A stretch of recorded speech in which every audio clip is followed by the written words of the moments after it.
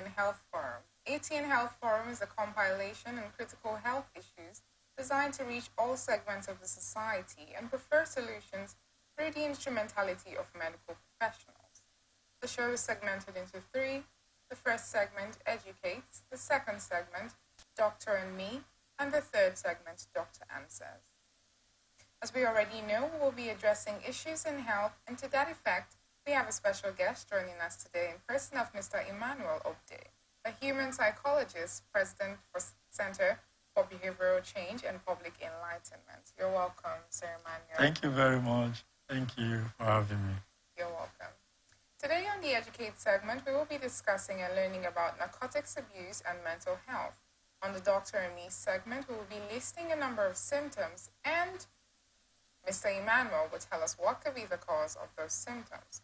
And on the Doctor Answers, which happens to be the last segment, we will be reading out a couple of questions sent in by our viewers, and Mr. Emmanuel will get to answer those questions, so you can do well to send yours in. Now we're going on a short break, and when we come back, we'll dive right into the first segment on Educate.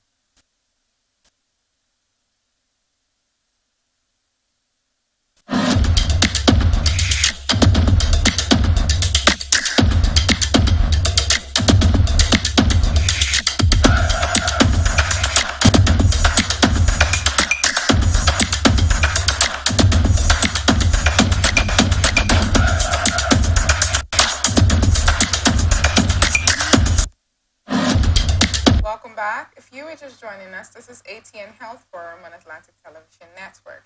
Now for the first segment on Educate. Mr. Emmanuel, please can you educate us on narcotics abuse and mental health? Yeah, today is an interesting time to talk about something that has become a menace in our society, especially amongst the young people. You know, talking about narcotics or what we call substance abuse and mental health. This is an interesting topic as well as a pathetic one based on the difficulty it is causing in our society and the fact that we are losing peace and tranquility in our society as a result of this. First, I will define what substance means.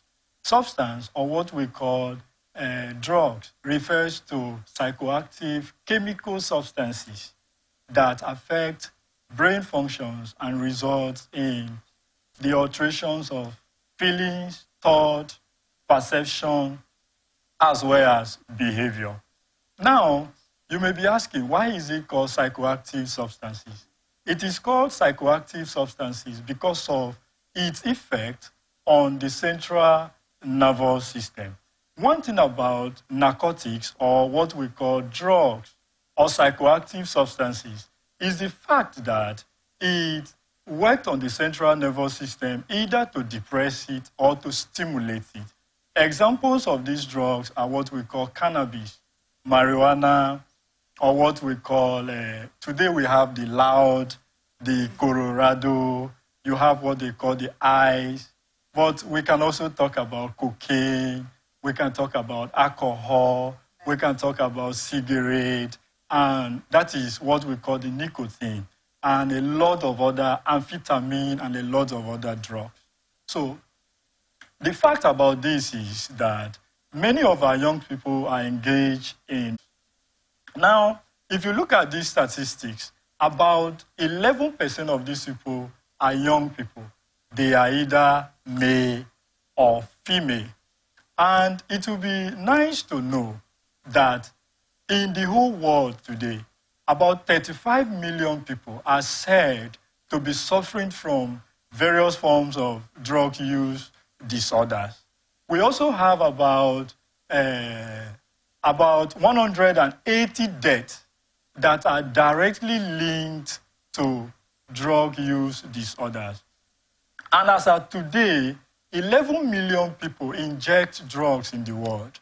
And out of these 11 use drugs, young people, they use drugs possibly because their friends are using it in school, in other places, in the workplace, and wherever they find themselves. So they go ahead to be using narcotics. Narcotics is a narrow perspective of it, but it would be nice to call it drug so that it will encompass being addicted to the drug. So there are three basic issues when it comes to drug use you're talking about the issue of dependence. This dependence is a situation where the person will want to do anything after taking this particular drug. Maybe the person is saying, oh, I have to feel sleepy, so because I need to feel sleepy, I have to take cannabis. So it comes to a point where the person will graduate to be having what we call tolerance issues. What is tolerance? Tolerance is a situation where the person was taking one wrap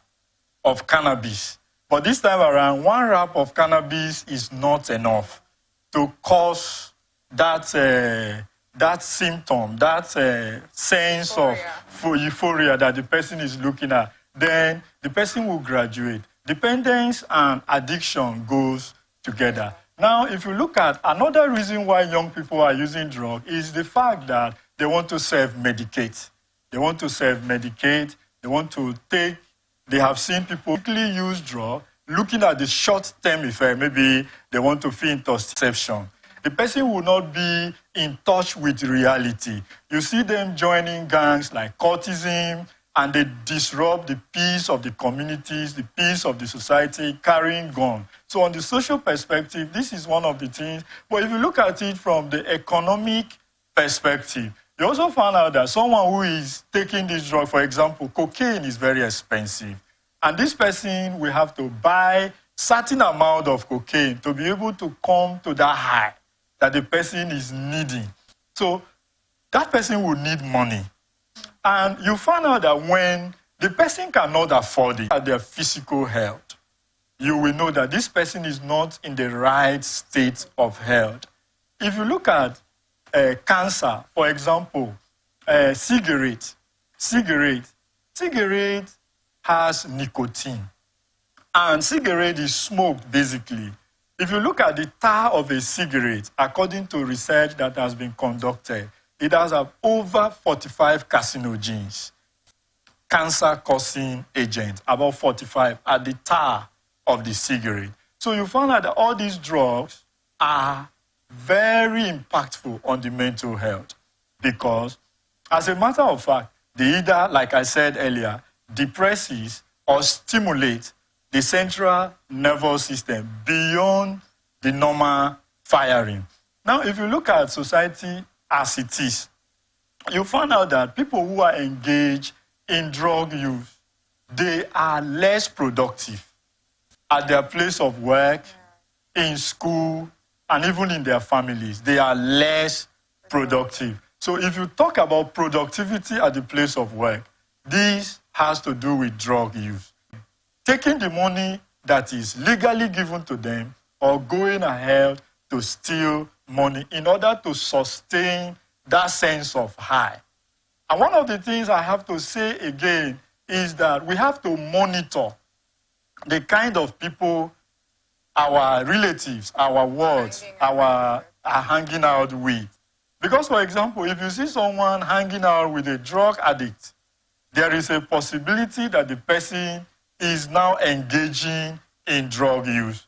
You also have to look at the environment where this person is hanging out. You can be seeing somebody visiting the bunk where they sell psychoactive substances and you are not bothered about it. You have to ask, what are you going there to do? So as individuals, we have a way of checking for our people how they are using these drugs. Okay, that was very insightful and thank you. Knowledge-packed. Thank you. Well, I hope you learned a lot from Mr. Emmanuel.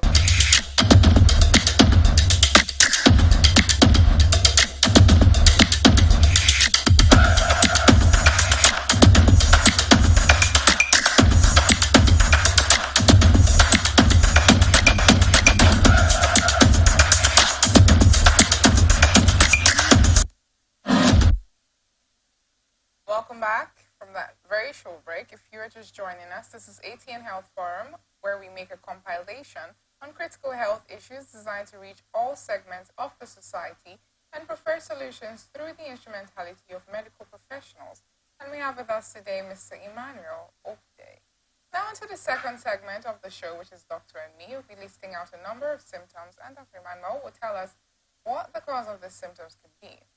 Mr. Emmanuel, if an individual is experiencing extreme anxiety or agitation, paranoia, hallucinations, and altered sense of pain, what could be wrong with this individual? Yeah, as a matter of fact, just like I said during the educative segment of the program, these are likely signs of someone who is engaged in drug like cannabis. Cannabis is a drug that is an hallucinogen. So it has a way of causing psychotic disorders, especially for young people, adolescents. At that age, when they engage in heavy use of cannabis, regular use of cannabis, these symptoms are likely to be the result of the use of cannabis. It also relates to alcohol. These are some of the signs too that someone who is abusing alcohol would also display. I really do not seem to understand how people get addicted to alcohol. I mean, it's not even sweet. What is the addictive agent in that thing that makes you drink and drink? Yeah, alcohol has what we call ethanol. Okay. For example, cannabis has what we call delta-9 tetrahydrocannabinol. So these are the agents, these are the chemical components in each of these drugs. Ethanol for alcohol and delta-9 tetrahydrocannabinol in cannabis. So it's not just about smoking it or injecting it. The fact about it is, because of these chemical components, you are going to, basically, most people that start taking drugs, they begin with a form of experiment. They will want to know how these act. Like I said earlier, we have to create good models for our young people, especially as mothers, as fathers. Because most of the young people who are currently addicted or abusing these psychoactive substances, they started with experiment. They want to experiment it. So when they begin with experimentation, the chemical component in the case of cannabis, delta-9 tetrahydrocannabinol, will now make this individual to become dependent. There will be a craving for it. Maybe the individual is not feeling sleepy. The individual who wants to take cannabis in order to feel, so is associating a behavior. And the individual will also associate a sense of psychological well-being. Person will now feel like, oh, when I take cannabis, I eat well, you know. Yeah. So this individual will associate a psychological well-being to the use of that drug. And it is caused by the chemical component. In the case of cannabis, delta-9 tetrahydrocannabinol. And in the case of alcohol, ethanol. Yeah. All right. I hope you heard all that was said. If that is now, we'll be going on a short break. And when we come back, we'll go right into the third segment on Dr. Answers.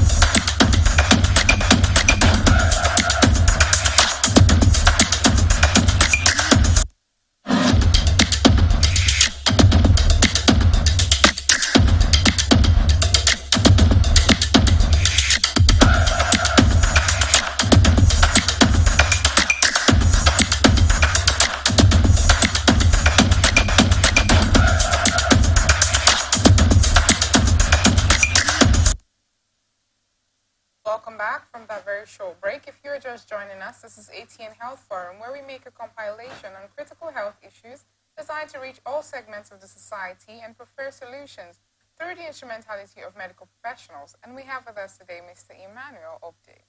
Now on to the last segment for today on Dr. Answers.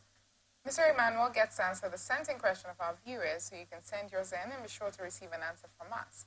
Mr. Emmanuel, this question is coming from Rhoda from River State. She says, hello, Mr. Emmanuel. My name is Rhoda Silas. I started smoking marijuana out of peer pressure and fun. Now I seem to be addicted. How do I stop? Yeah, one thing I would tell people is the fact that prevention of drug use is less expensive than rehabilitation. And for someone who is already addicted, the person would need to go through a process of rehabilitation. And that can be done, though in Nigeria today, we are faced with a lot of challenges as to facilities where people can get rehabilitated. But this person is also, is it in River State? If the person is in River State, maybe I will be able to talk with the person offline. Okay. All right. And our next question comes from Simeon from Imo State. He says, "Hi, Mr. Emmanuel. My name is Simeon Ibili. With the feeling being high gives, how does it end up making one depressed?" Feeling of being high. Like I said, when people are using drugs, they have a short-term goal that they intend to achieve. And after achieving that short-term goal, which is trying to feel high, that sense of intoxication, which may not last for long. So as soon as it ends, the individual will fall into depression because the individual may have circumstances of life that are prevailing. Economic circumstances, maybe the person is unemployed, maybe the person is having a terminal disease and all that. So the person indulge in drug use just to forget this situation. But that is temporal. So when the person gets back, the reality of life sets in and the person can be depressed. All right. Thank you very much